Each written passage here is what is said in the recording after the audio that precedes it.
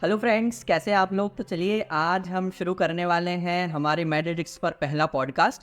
और हमारे साथ है डॉक्टर अंशिता शर्मा, जिन्होंने फ्रेशर अटेम्प्ट में नीट पीजी 2024 में 6650 EIR रैंक होल्ड की। और कौन से ऑनलाइन प्लेटफॉर्म्स इन्होंने यूज़ करे थे। ऑफलाइन कोचिंग नहीं गई है अंशिता, और ऑनलाइन प्लेटफॉर्म कौन से यूज़ करे थे, कैसे अपनी इंटर्नशिप के साथ में मैनेज करा था, वो सब हम जानेंगे। और एक ख़ास बात इस पॉडकास्ट की ये होने वाली है कि अंशिता वो जो भी बताएगी वो एक ऑनेस्ट रिव्यू होगा सारे ऐप्स का, सारे रिसोर्सेज का, जो भी उसने यूज़ करा है। क्योंकि अक्सर जो पॉडकास्ट हम देखते हैं या इंटरव्यूज़ हम देखते हैं वो किसी ना किसी कोचिंग प्लेटफॉर्म पर अपलोडेड रहते हैं, और वो कुछ ना कुछ बायस से बताते हैं कि हमने इसी प्लेटफॉर्म से यूज़ करा, इसके सारे टीचर्स यूज़ करे, उनके सारे टेस्ट सीरीज़ हमने देखी। लेकिन असल में बहुत सारे हर एक स्टूडेंट कई सारे रिसोर्सेज यूज़ करता है। यही रीज़न था मेन इस पॉडकास्ट को बनाने का, कि हम एक्चुअल जो रियल प्रिपरेशन है वो जान पाए एक नीट पीजी एस्पिरेंट।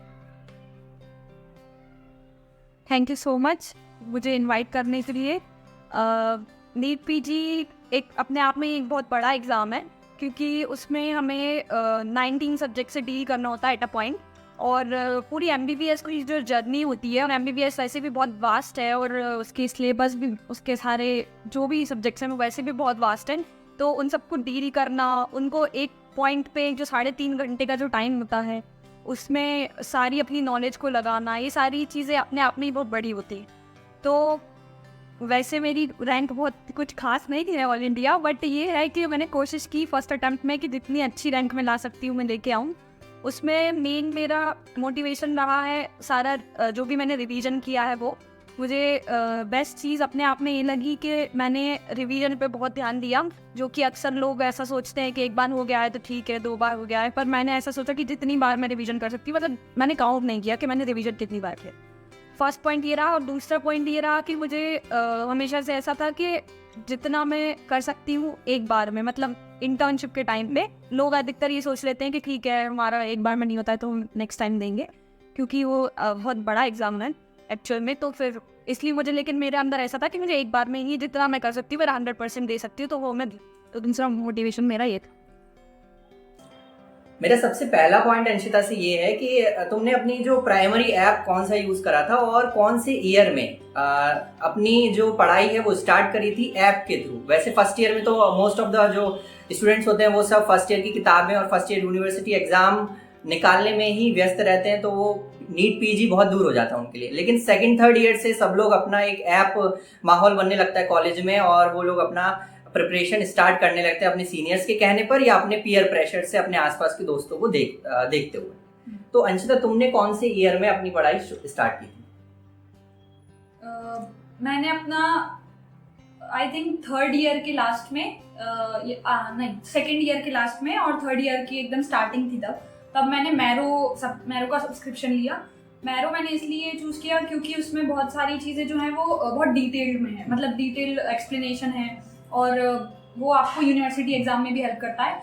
दूसरा, ऐसा नहीं है कि वैसे मैरो मेरा प्राइमरी ऐप रहा है, लेकिन ऐसा नहीं है कि मैं सब कुछ मैरो पे ही डिपेंडेंट थी हर चीज़ के लिए। जैसे अगर हम मेडिसिन की बात करें तो मेडिसिन के लिए मैंने दीपक मारवा सर जो हैं, जो प्रेप लेटर की फैकल्टी है मेडिसिन की, उनकी वीडियोस देखी, उनकी हेल्प ली। और दूसरा, पैथो और माइक्रो के लिए डॉक्टर प्रीति शर्मा मैम जो प्रेप लेटर की हैं वो भी, और फार्मा के लिए डॉक्टर गोविंद राय सर।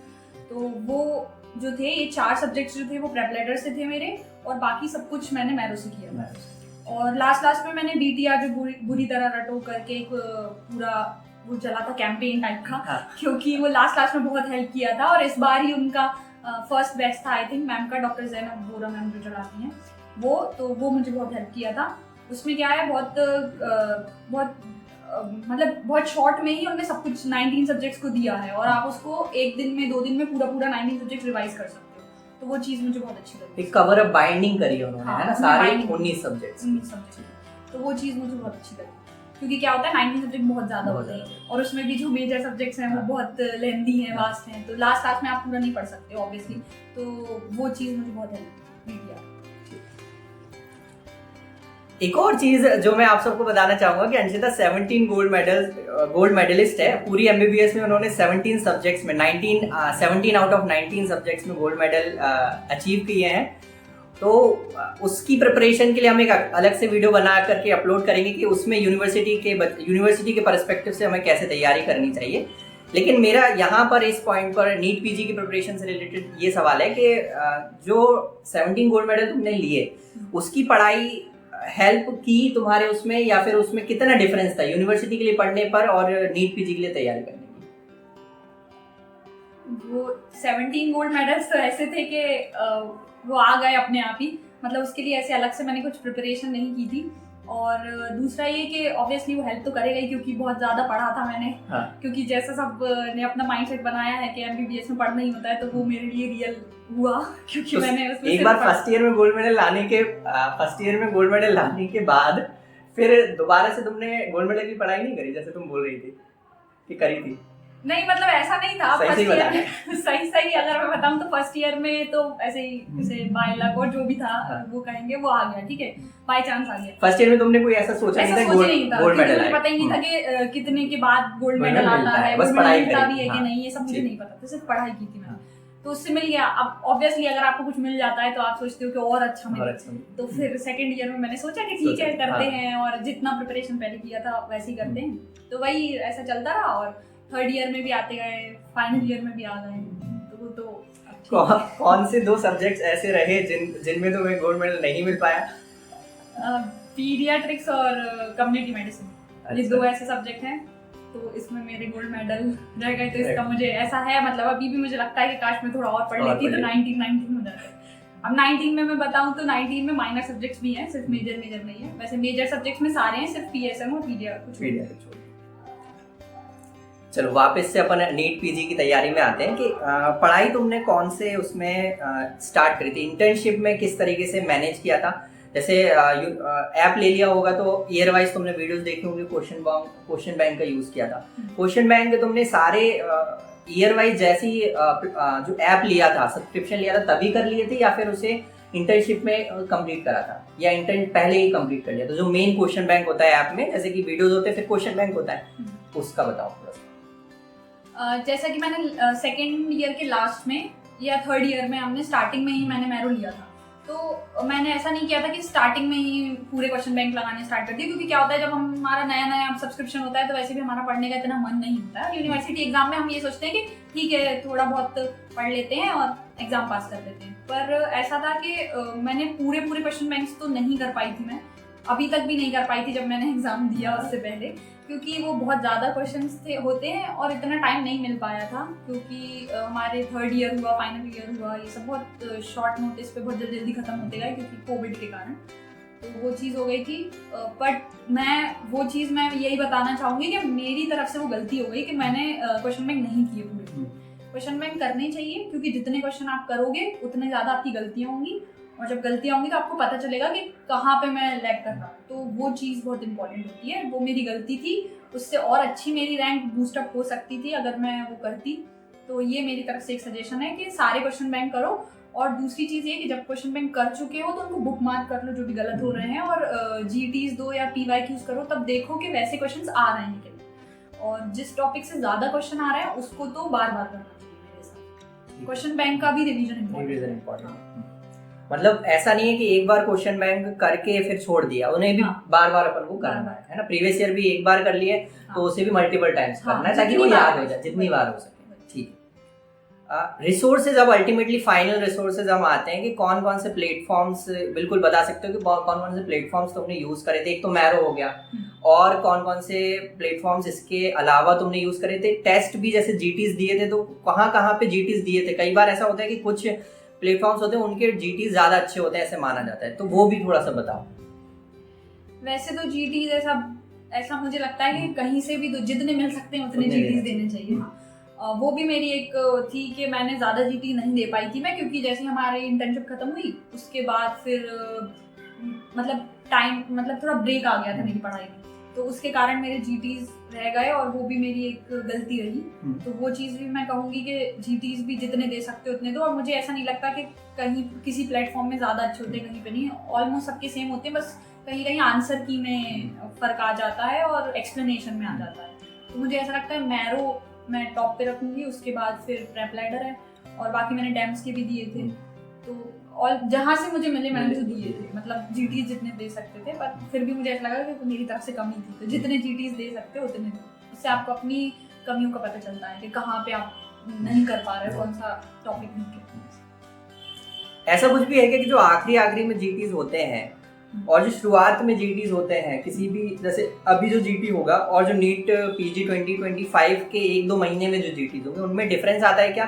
वो जो एग्जाम की क्लोज में जो जीटी होते हैं वो बहुत एग्जाम से बिल्कुल मिमिक करते हैं, एग्जाम को मिमिक करते हैं, और जो शुरुआत के होते हैं वो थोड़े से टफ होते हैं। ऐसा सच बात है क्या? हाँ, ये तो है ऑब्वियसली, क्योंकि वो आपको टफ प्रिपरेशन कराते हैं। कोई भी कोचिंग इंस्टीट्यूट होगा, आप ऑफलाइन भी लोगे तो भी वो पहले टफ प्रिपरेशन कराएंगे, क्योंकि वो चाहते हैं कि उनके यहाँ से रैंकर्स निकले और आपकी भी अच्छी रैंक आए, आप भी चाहते हो ऐसा।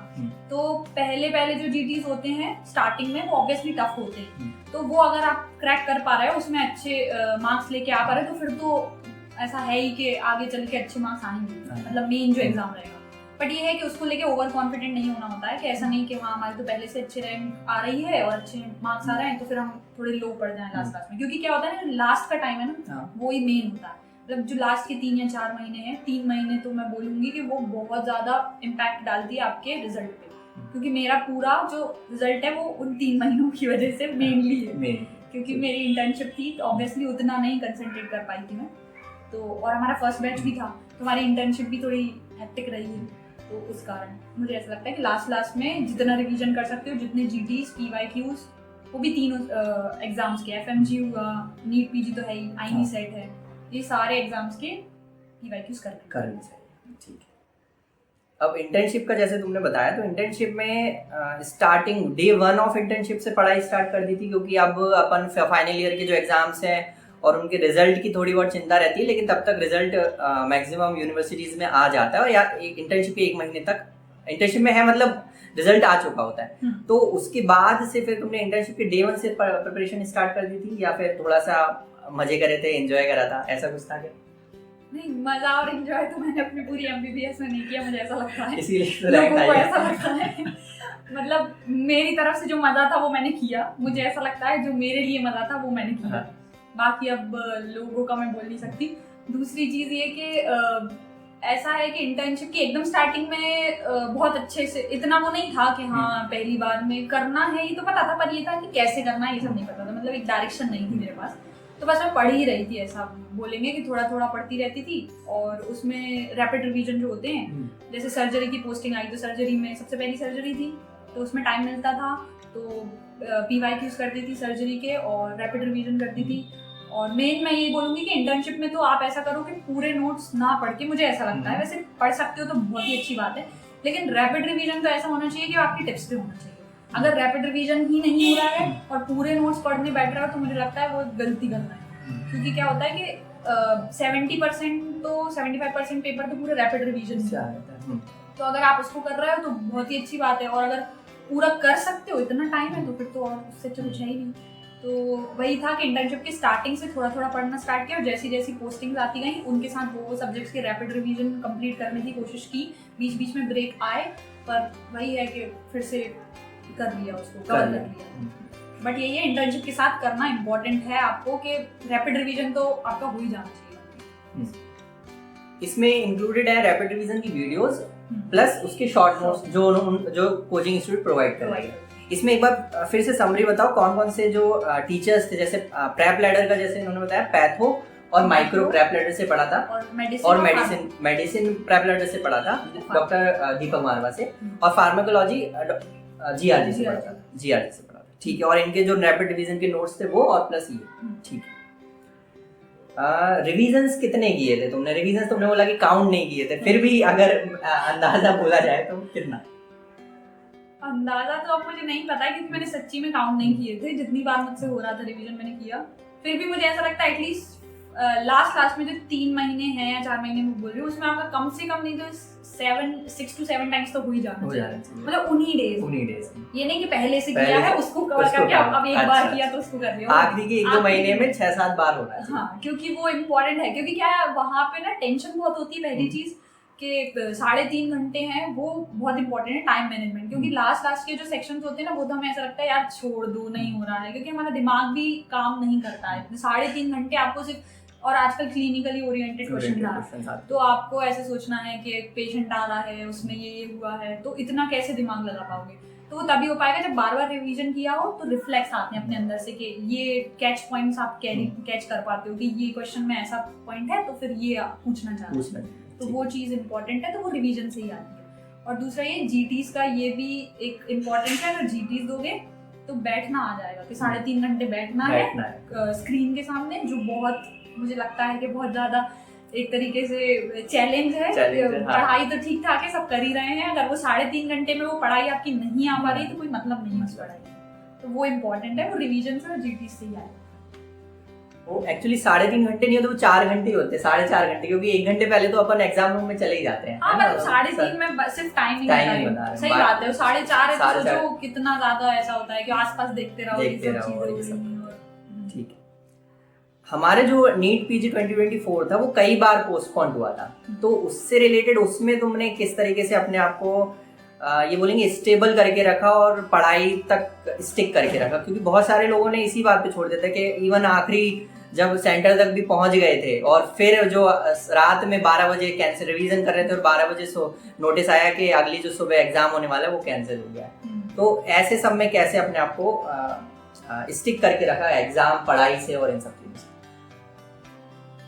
ऐसा है, देखो पढ़ाई से मुझे स्टिक करने की जरूरत नहीं रहती है ऐसा कुछ है मेरे अंदर कि मुझे पहले टॉपर्स ऐसे ही होते हैं। हाँ, तो वो एक चीज थी कि शायद मुझे ऐसा लगता है कि ऑब्वियसली मैं थोड़ी तो ऐसी हुई थी कि मतलब थोड़ी डगमगा गई थी अपनी चीज से, कि मुझे ऐसा लग रहा था यार कि एकदम से कैसे हो सकता है कि अब मैं कैसे करूंगी कब, और एग्जाम की डेट भी नहीं बताई गई थी, ऐसा हुआ था कि कैंसिल कर दिया और डेट नहीं बताई, तो फिर तो और ही ज़्यादा टेंशन हो रही थी कि आगे क्या होगा, कैसे रिवीजन होगा और कैसे पढ़ूंगी। उस रात में मुझे ऐसा लगा जिस रात में ऐसा हुआ। फिर दूसरे दिन जब मैं उठी तो 1 घंटे 2 घंटे जो मेरा टाइम होता है, 6 बजे से मैं पढ़ना स्टार्ट करती थी, 6 से 10 मेरा एक सीटिंग होती थी सुबह की, तो वो मेरे 7 बज गए, ठीक है 7 बज गए, उसके बाद 8 बज गए, तो मैं पढ़ा नहीं। फिर मुझे समझ में आया कि इस सबसे कुछ नहीं होगा, इससे मेरी जो प्रिपरेशन है वो पूरी हैम्पर हो जाएगी और जो और लोग हैं वो शायद आगे निकल जाएंगे, ऐसा सब सोच के कंपटीशन तो है ही और कंपटीशन में रहने के लिए पढ़ना पड़ेगा। तो 8 बजे से मैंने पढ़ना स्टार्ट किया और 8 बजे से 10 बजे तक मेरी एक सिटिंग रही, उसके बाद फिर से आगे जो सिटिंग्स रहती थी वैसे ही किया मैंने।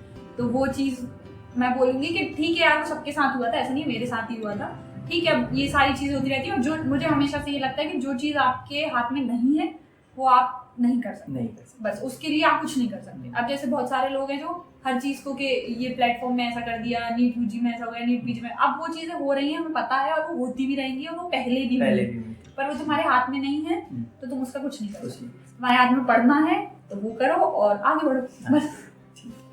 मेरे साथ जब एग्जाम पोस्टपोन हो गया और दूसरे दिन मैंने सोचा क्या पढूं, तो मुझे लगा कि प्रीति मैम का, जो डॉक्टर प्रीति शर्मा मैम है, उनने जो पैथो के रैपिड रिवीजन और वन लाइनर्स और बहुत सारे उन्हें यूट्यूब पे ऐसे चीज़ें डाली हुई हैं जो हमें हेल्प करती है। मतलब उनने PYQs और एक वन शॉट पैथो करके ऐसे बहुत सारे ऐसे लेक्चर्स डाले हुए थे, तो वो मैंने सारे एक बार में देखे। LRR भी शुरू हुआ, LRR वो बहुत इंपॉर्टेंट है। LRR जो था वो तो बहुत ही मुझे अच्छा लगा, मुझे ऐसा लगा कि मतलब प्रेप लेटर ने बहुत अच्छा काम किया, मतलब वो बहुत ही अच्छा था, वो बहुत हेल्पफुल रहा, क्योंकि उसमें क्या होता है कि 5 या 10 साल के पुराने जो PYQs हैं उसमें जो टॉपिक्स आ रहे हैं फ्रीक्वेंटली आज और वो ही आएंगे, बस ये है कि क्वेश्चन नया बन जाता है पर टॉपिक्स वही होते हैं, तो वो आते ही है, तो उनने वो सब कुछ कवर किया, तो वो मुझे बहुत अच्छा लगा। वो सेगमेंट प्रेप लेटर वालों ने स्टार्ट किया था LRR।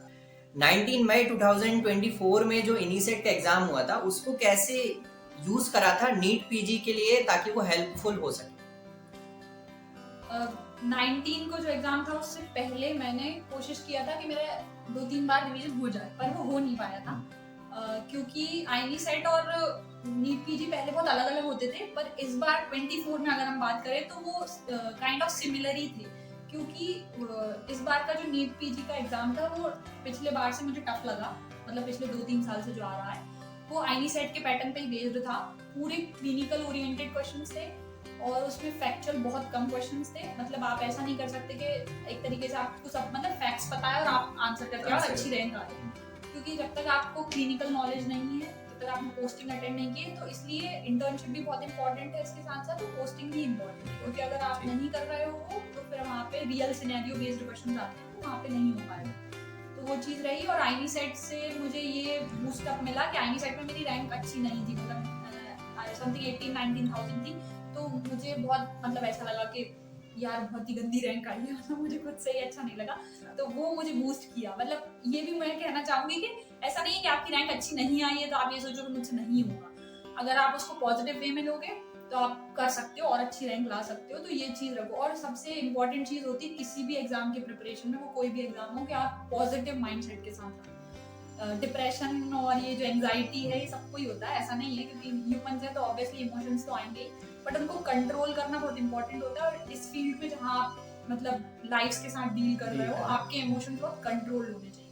अगर आप ऐसे हो कि इमोशंस कंट्रोल नहीं कर पा रहे हो और बहुत एंशियस हो जाते हो, एंजाइटी हो जाती है, कभी डिप्रेस हो जाते हो, तो मुझे ऐसा लगता है कि वो थोड़ा सीखना पड़ेगा, क्योंकि ये हमारा जो प्रोफेशन है वही ऐसा है, इसलिए ये सब चीजें, क्योंकि ये सब चीजें इसलिए डिफिकल्ट हो जाती है। एमबीबीएस हुआ, पीजी हुआ, सब बोलते हैं ना बहुत डिफिकल्ट है, आई थिंक वो इसलिए बनाया है उनने कि अगर तुम ये ही नहीं डील कर पा रहे हो तो आगे कैसे कर पा रहे हो। पूरी लाइफ तुमको लोगों की लाइफ से डील करना है और उनको ठीक करना है। आप खुद ही ठीक नहीं हो, खुद ही इमोशंस में, मतलब हर चीज में, वैसा ऐसा नहीं है कि इमोशनलेस हो जाओ, ऐसा नहीं बोल रही हूँ मशीन बन जाओ, बट ये है कि आपको कंट्रोल करना आना चाहिए, तो वो चीज इंपॉर्टेंट है किसी भी एग्जाम में। ठीक है, तो एक ये है कि भले ही हमारी प्रिपरेशन अच्छी नहीं है इनी सेट के लिए, लेकिन फिर भी हमें देना पड़ेगा, उसको देना चाहिए। हाँ, उसको ये देना चीज चाहिए। इम्पोर्टेंट है कि हाँ, नहीं? ये बहुत सारे बच्चे छोड़ देते हैं कि यार मैं नीट पीजी के लिए तैयारी करूंगा, इनी सेट को छोड़ देता हूँ। नहीं, ये बहुत गलत स्टेप लगता है मुझे, क्योंकि अगर आप आईनी सेट दोगे तो उससे आपको एक तो पेपर का एक्सपोजर मिलता है, वही कि 3 घंटे बैठने का, वो 3 घंटे का होता है, तो 3 घंटे बैठने का एक्सपोजर मिलेगा, आपको पता चलेगा कि कितने क्वेश्चंस कितने टाइम में करने चाहिए, एक वो चीज़ होती है। और दूसरा ये कि आपको अपनी भाई रैंक पता चल जाता है, आप कहाँ स्टैंड करते हो ये पता चल जाता है, क्योंकि वो रियल एग्जाम होता है। आप जीटीज वगैरह देते हो वो भी रियल ही है, बट ऐसा है कि वो घर पे देते हैं, हाँ, कहीं पे भी दे देंगे आप बैठ के, वहाँ पे आप कंफर्टेबल हो, बट वो एकदम एग्जाम पैटर्न जैसा है कि आपको एक दिन पहले निकलना होगा, वहाँ पे रहना पड़ेगा, और 1 घंटे पहले एग्जाम सेंटर के अंदर जाना चाहिए, सारी चीजें, तो वो है और हो सकता है आपका बहुत अच्छी रैंक भी आ जाए, ऐसा भी होता है। तो कभी भी आईनी सेट से मुझे ऐसा लगता है डरना नहीं चाहिए। लोग क्या करते हैं कि हमारी प्रिपरेशन अच्छी नहीं है तो माइंडसेट नहीं है, तो वो चीज नहीं, 4000 नुकसान हो जाएंगे ये भी सोचते हैं, मतलब वो एक इन्वेस्टमेंट हो जाता है एक्चुअली, वो सही चीज है कि उससे आपको नुकसान नहीं होगा, नुकसान नहीं होगा, किसी भी तरीके का नहीं होगा। और उसके बाद अगर नीट कीजिए तो बिल्कुल नहीं, क्योंकि अगर आपकी प्रिपरेशन थोड़ी बहुत भी अच्छी है और आप आईनी सेट देते हो तो आपको हमेशा मतलब 100% मुझे ऐसा लगता है कि आपको एक बूस्टअप मिलेगा। बस ओवर कॉन्फिडेंट नहीं हुए तो, अगर आपकी नीट आईनी सेट में अच्छी रैंक आ रही है तो थोड़ा सा मतलब ऐसे नहीं करना चाहिए कि मतलब ठीक है सब अच्छा है, और अच्छा करने की कोशिश। अगर बस हम एंड पर आते हैं कि अगर जैसे मैं पूछूं अंशिता से कि एक मूल मंत्र जो भी ड्रॉपर्स हैं या मेरे जैसे बच्चे हैं उनको जो नीट 2025 के लिए एस्पिरेंट अपनी तैयारी कर रहे हैं, तो उसमें क्या तुम 1-2 लाइन में अगर कुछ बोलना चाहो तो क्या बोलो? सबसे इम्पोर्टेंट तो स्टार्टिंग में ही मैंने बोल दिया था, रिवीजन, ठीक है, रिवीजन जितनी बार करो उतना कम, ठीक है। दूसरी चीज ये कि अपने आप को थोड़ा कंट्रोल करके रखो, ऐसा नहीं कि दूसरों से बात करी तो इन्फ्लुएंस हो जाए, एक चीज ये है, ये हमें बहुत माइंडसेट को हमारे खराब भी कर सकता है, अच्छा भी कर सकता है। अपने आसपास हमेशा अच्छे लोगों को रखो, आपके फ्रेंड्स हमेशा, एक चीज मैं ये ऐड करूंगी इसमें कि मेरे हमेशा से जो फ्रेंड्स रहे हैं वो बहुत ही ज्यादा सपोर्टिव रहे हैं, और उन्हीं के कारण मुझे ऐसा लगता है कि मैं इतना अच्छा कर पाई हूँ थ्रू आउट दी एमबीबीएस और नीट पीजी। एक मेरी फैमिली का हमेशा सपोर्ट रहा, क्योंकि मैं लोकलाइट थी, ये भी एक पॉइंट है कि मुझे हमेशा, देखो जो हॉस्टलर्स होते हैं उन्हें बहुत सारी चीजों से डील करना होता है, तो वो मेरे लिए एक प्लस पॉइंट रहा कि मैं लोकलाइट थी, तो मुझे घर का पूरा सपोर्ट था, फैमिली का, और दूसरा मेरे फ्रेंड्स बहुत अच्छे थे। मूल मंत्र यही है कि रिवीजन और आसपास अपने अच्छे लोग रहें, और 1-2 ऐसे फ्रेंड्स रहें जो आप डिस्कस करके जिनसे पढ़ सकते हो, क्योंकि डिस्कशन इंपॉर्टेंट होता है यहाँ पे। दूसरा ये कि एमबीबीएस को बहुत लाइटली नहीं लेना है।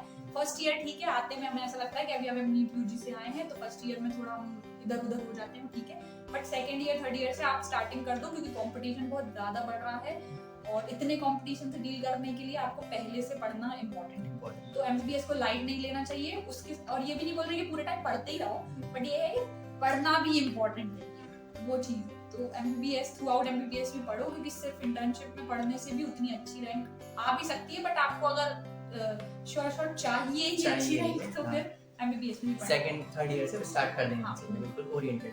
हाँ, मतलब PG पीजी ओरिएंटेड पढ़ाई मतलब एग्जाम्स में क्वेश्चंस करो, एक स्टडी ग्रुप बनाओ अपना, वो इम्पोर्टेंट है कि अपने फ्रेंड्स के साथ एक स्टडी ग्रुप बनाओ और उनके साथ चीजें डिस्कस करके पढ़ो, जो मुझे बहुत हेल्प किया था थ्रू आउट MBBS। एक चीज जैसे रिवीजन का तुमने बोला कि मुझे ये चीज जानना है कि जैसे हम एक सब्जेक्ट पढ़ते हैं, 19 सब्जेक्ट है हमारे लाइन से, और मैंने अगर रिवीजन स्टार्ट करा, मैंने सर्जरी से करा, फिर मैंने ऑर्थो पढ़ी, तो अब मैंने तीसरे नंबर का जो सब्जेक्ट है मेडिसिन मैंने उठाया, अगर ये ऑब्ज़र्व उठाया तो मेरा सर्जरी पीछे रह जा रहा है। तो उसमें फिर क्या किया था तुमने कि बीच बीच में जैसे ये 3 सब्जेक्ट हो गए तो पीछे उसका रिवीजन स्टार्ट कर दिया था, या पहले 19 सब्जेक्ट्स की एक साथ साइकिल स्टार्ट करी थी, उसकी पूरी खत्म करी, फिर उसके बाद फिर अगली नेक्स्ट साइकिल 19 सब्जेक्ट की उठाई, कैसे करा था? जैसे 19 सब्जेक्ट बहुत बड़े हो जाते हैं, लॉन्ग हो जाते हैं, जैसे आपने यहाँ से स्टार्ट करा 1 सब्जेक्ट से स्टार्ट करा और 19 तक आते आते एक वाला जो पहला दूसरा वाला है वो गायब हो जाता है, तो उसमें उसके लिए कौन सी कैसे साइकिल मेंटेन करें?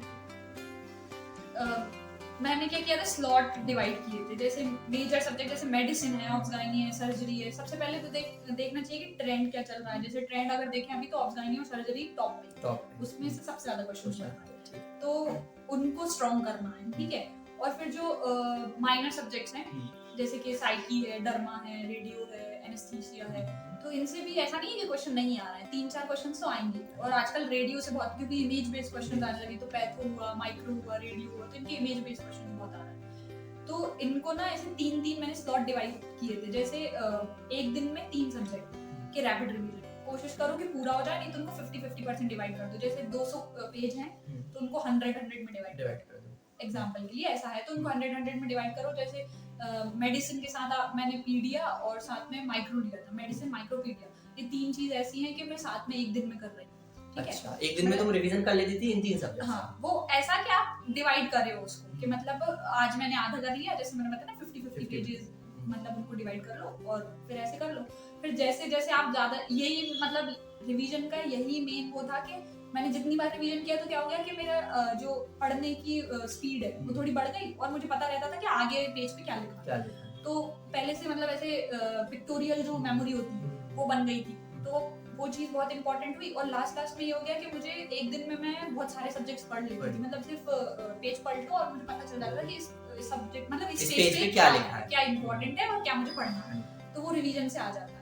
और ऐसा नहीं कर सकते आप कि आज आपने माइक्रो की तो अब 19 सब्जेक्ट करने के बाद फिर से आप माइक्रो करोगे। अगर ऐसा कर रहे हो तो फिर तो ये है कि टाइम वेस्ट हो रहा है, मेहनत वेस्ट हो रहा है, क्योंकि 19 सब्जेक्ट्स ऐसे थोड़ी है कि आपने आज किया आप 19 सब्जेक्ट करोगे, तो ऐसा भी नहीं कि 19 दिन में हो ही जाएंगे, क्योंकि कुछ बड़े सब्जेक्ट्स भी होते हैं। तो आप ऐसे 3-3 या 2-2 करके डिवाइड करके रखोगे। ऐसा नहीं करना है कि आज एक पूरा, पहले मैं पूरा माइक्रो करूंगी फिर पैथो करूंगी, उससे कुछ मुझे ऐसा लगता है वो हेल्पफुल नहीं है, क्योंकि आपको एग्जाम ओरिएंटेड पढ़ना है तो ऐसा कुछ करना पड़ेगा कि कम से कम नहीं तो 3 सब्जेक्ट तो एक दिन में हो जाए, और अगर वो पूरे नहीं हो रहे तो आधे हो जाए। तो ऐसे मतलब जितना मैं समझाऊं कि मेडिसिन के आज जैसे 200 पेज हैं तो 100 पेज आज मेडिसिन के कर लिए, 50 पेज आज माइक्रो के कर लिए, 50 पीडिया के कर लिए, उसके बाद 80 पेज होते हैं टोटल पीडिया में, तो अगले 40 या अगले 30 कल कर लिए, फिर मेडिसिन के बचे हुए 150 पेज कल कर लिए, और माइक्रो के 100 या 70-80 पेज कल कर लिए, जितने भी बचे वो कर। ऐसे 2 दिन में 3 सब्जेक्ट निपटाए, इस तरीके से चंक बनाया था तुमने अलग-अलग सब्जेक्ट्स। ठीक है। कुछ रिग्रेट्स हैं क्या इस तैयारी में कि और क्या करना चाहिए था कि जिससे तुम्हें लगता है कि तुम और अच्छी रैंक लेकर के आ पाते? हर बच्चे को लगता है कि जितनी भी भली वो सेकंड रैंक भी आती है ऑल इंडिया तो वो सोचता है कि यार पहली 1 कैसे रह गई, उसके लिए मुझे क्या करना चाहिए? मेरी तो देखो फर्स्ट सेकंड का है, मेरी इतनी अच्छी रैंक भी नहीं थी, पर ये है कि रिग्रेट्स बहुत सारे हैं। पहली चीज ये जो मैंने बोला जीटीज का, मैंने जीटीज कम दिए, पर मैं सजेस्ट करूंगी कि जीटीज जितने दे सकते हो उतने दो। दूसरा क्वेश्चन बैंक्स का, क्वेश्चन बैंक स्टार्टिंग से ही कर लो, सेकंड ईयर से, जैसे मैरो लिया है, प्रेप लिया है, जो भी है आपके पास प्लेटफॉर्म, आजकल तो सेरिबेलम भी है, सेरिबेलम भी बहुत अच्छा है, तो वो स्टार्ट कर सकते हो। जब भी स्टार्ट किया है सेकंड ईयर से तो सारे क्वेश्चन बैंक स्टार्ट कर दो साथ में, तो क्या होता है एक बार क्वेश्चन बैंक करते हो, 2 बार करते हो, वो याद होने लगते हैं। और क्वेश्चन बैंक का भी रिवीजन इंपॉर्टेंट है ना, ऐसा नहीं है कि अगर हमने सेकंड ईयर में कर लिया तो हमने फाइनल ईयर तक वो सेकंड ईयर वाले देखे, ऐसा नहीं करना।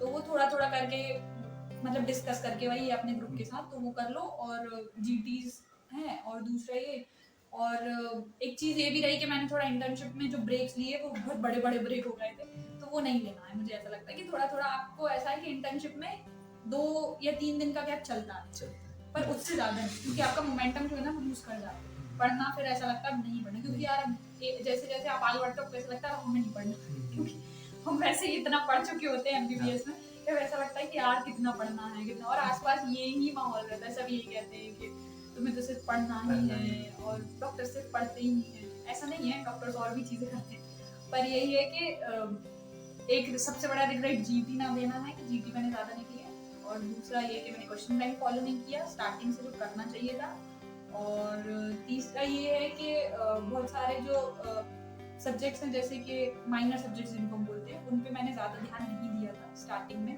तो उस कारण भी मेरे कुछ क्वेश्चंस थे वहाँ पे जो बहुत इजी थे। ये पॉइंट भी बहुत इंपॉर्टेंट है कि जो इजी क्वेश्चन है ना वो गलत नहीं, जो PYQs हैं इजी है वो गलत नहीं होना चाहिए, क्योंकि वो ऑलमोस्ट सबके सही होंगे, और अगर आपके गलत हो रहे हैं तो आपकी रैंक बहुत पीछे चले जाएगी। तो वो मेरे 4 क्वेश्चन या 5 क्वेश्चन तो मुझे भी अभी तक याद है कि बहुत इजी क्वेश्चन थे और मुझसे गलत हो गए, क्योंकि शायद मैंने प्रैक्टिस उतनी अच्छी नहीं की थी, और वहाँ पे मैं थोड़ा पैनिक कर गई होंगी मे बी, क्योंकि मेरी उतनी GTs देने की आदत नहीं। तो मेन चीज़ है GT देना।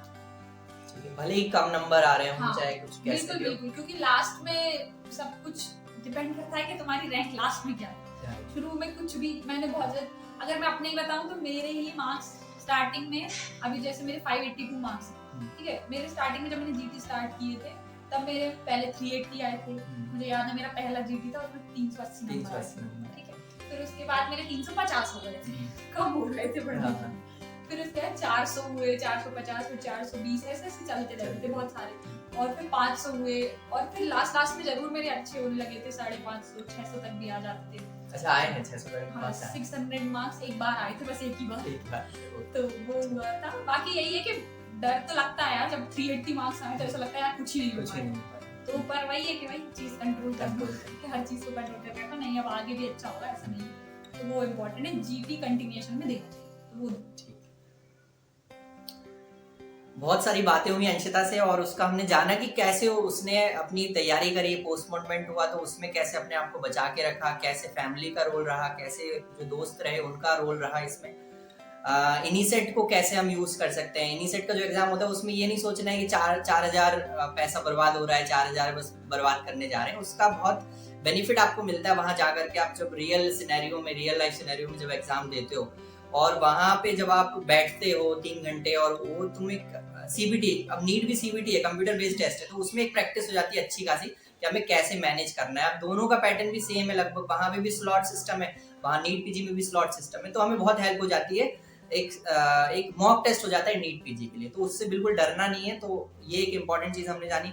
रिविजन्स का बताया, ऐसा नहीं करना है कि 19 सब्जेक्ट हमने कर लिए तो फिर एक नेक्स्ट साइकिल वापस से 19 सब्जेक्ट की स्टार्ट करना है, बीच बीच में चंकिंग करके करना है, ग्रुप्स बनाने शॉर्ट सब्जेक्ट्स के, इंटरमीडिएट सब्जेक्ट्स के, इस तरीके से चंकिंग करनी है। BTR का अंशिता ने बताया कि BTR में किस तरीके से 19 सब्जेक्ट को बाइंड किया है, वो हमें यूज करना था। चलिए इस पॉडकास्ट को हम यहीं खत्म करते हैं। जो भी अगर कोई डाउट हो आपके तो आप इसके कमेंट सेक्शन में पूछ सकते हो। पॉसिबल होगा तो मैं उसके रिप्लाई अंशिता के थ्रू आपको दे दूंगा, है ना, कमेंट सेक्शन में आंसर मिल जाएंगे। और एक और वीडियो हम बनाने वाले हैं कि 17 गोल्ड मेडल अंशिता ने कैसे, यूनिवर्सिटी के जो बच्चे होते हैं, 2nd 3rd ईयर के जो बच्चे हैं, कैसे 17 गोल्ड मेडल्स हासिल किए, अचीव करे वो, और उसमें फिर यूनिवर्सिटी की क्या प्रिपरेशन स्ट्रेटेजी थी, वो भी हम अंशिता से एक अगली वीडियो में, नेक्स्ट वीडियो में जानेंगे। Thank you very much. Thank you.